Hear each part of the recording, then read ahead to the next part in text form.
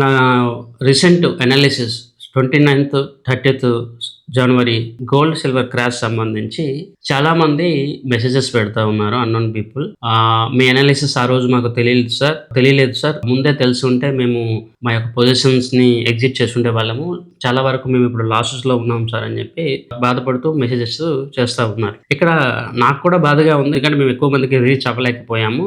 2 నేను అనాలిసిస్ లేదంటే ఈ ప్రొఫెషన్ చూజ్ చేసుకోవడానికి మెయిన్ కారణం డబ్బు యొక్క విలువ బాగా తెలిసిన వ్యక్తిని, అండ్ డబ్బు పోతే ఎంత బాధ ఉంటుందో బాగా తెలిసిన వ్యక్తిని కాబట్టి డిఫరెంట్ టైమ్స్‌లో మనం కస్టమర్స్‌కి, ఇన్వెస్టర్స్‌కి వెల్త్ క్రియేషన్ సంబంధించి లేదా ఇలాంటి మేజర్ క్రైసిస్ లేకపోతే ప్రాబ్లమ్స్ వచ్చేటప్పుడు అలర్ట్ అయితే చేస్తా ఉన్నాము. అయితే ఇక్కడ మీ అందరూ తెలుసుకోవాల్సిన మరో ముఖ్యమైన పాయింట్ కూడా నేను చెప్పదలుచుకున్నాను. మీరు తప్పుగా అనుకోకండి. ఈరోజు చాలామంది మాకు తెలియలేదు అందుకే మేము లాస్ అయిపోయామని చెప్పి అంటా ఉన్నారు. కానీ ఇక్కడ వాస్తవం ఏంటంటే ఆ రోజు ఒకవేళ మీకు తెలిసినా కూడా మీరు ఎగ్జిట్ తీసుకోరు. యెస్, నేను 200% షూర్‌గా చెప్తాను. ఎక్సెప్ట్ మా కస్టమర్స్‌లో చాలామంది మా మాట నమ్మి ఇమ్మీడియేట్‌గా ఎగ్జిట్ తీసుకున్నారు. కానీ మార్కెట్‌లో చాలామంది ఈవెన్ నేను చెప్పాను, నా స్టేటస్ చూసారు లేదా నా మెసేజెస్ చూసారు. అయినా కూడా 90% పీపుల్ దాన్ని నమ్మలేదు.